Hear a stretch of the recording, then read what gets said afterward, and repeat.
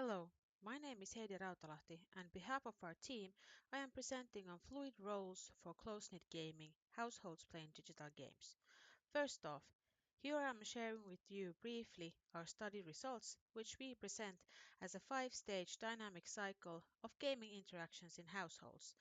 The cycle highlights a typical gaming session from beginning to finish, including later reflections. We will return to this later.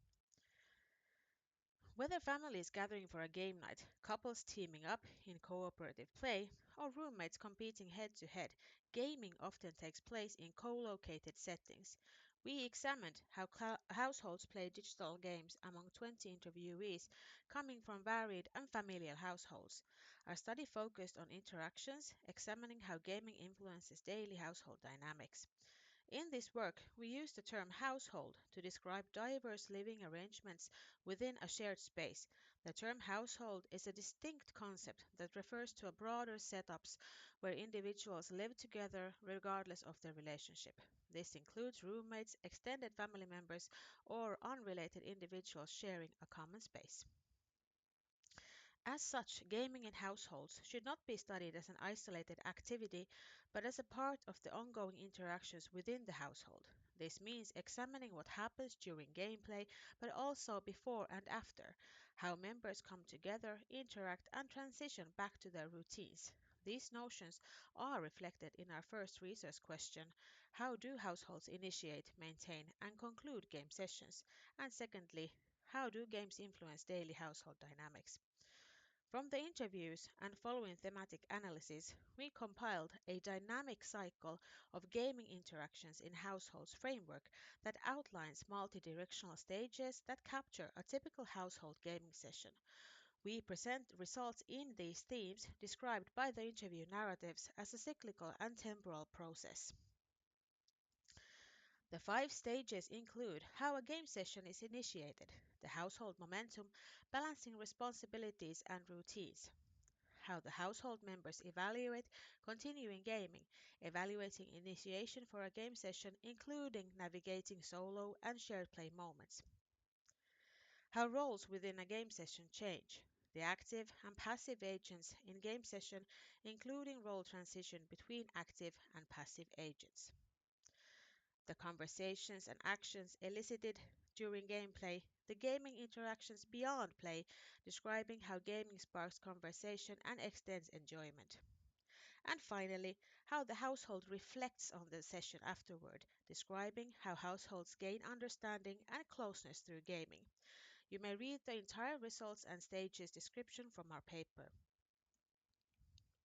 Through the cyclical framework, we began to see the dynamic and changing practices of gaming in close-knit groups, not just a form of leisure, but as a socially negotiated and spatially adaptive activity that bonds household members. Unlike other media consumption, gaming requires mutual coordination, situational awareness, and real-time behavioral adjustment among household members. This led to understand the fluidness of roles, active and passive engagement in game session players. Our findings demonstrate the shifting nature of player positions, a concept we refer to as fluid roles in a social environment. To illustrate, household social dynamics adapt to gaming characteristics.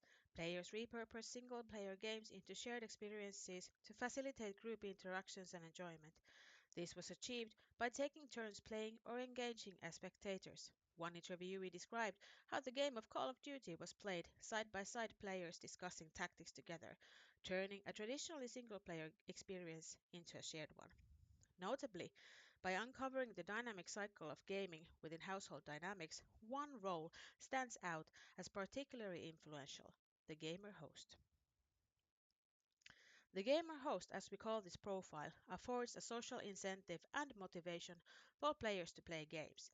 The gamer host is a role that someone in a social group assumes when a game-involved activity is initiated, as demonstrated in interviews. In household gaming, the gamer host sees to everyone's enjoyment, which involves arranging and managing an accessible gaming session to best match everyone's abilities. By reinterpreting the gamer host as a social gamer profile, we introduce a new perspective on player roles and their inclusion within the distinction of digital gamer types and profiles. The gamer host and other players also saw to mindful behavior during gaming sessions.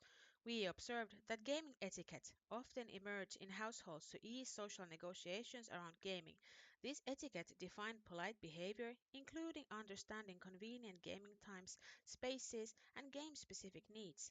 It involved respecting players' in-game focus and online matches, while also ensuring players respected household activities like chores and shared time. Gaming etiquette often rose in conflict situations, especially in times when household members wanted to play alone. Lone gamers often used headphones and scheduled their sessions to minimize disruption.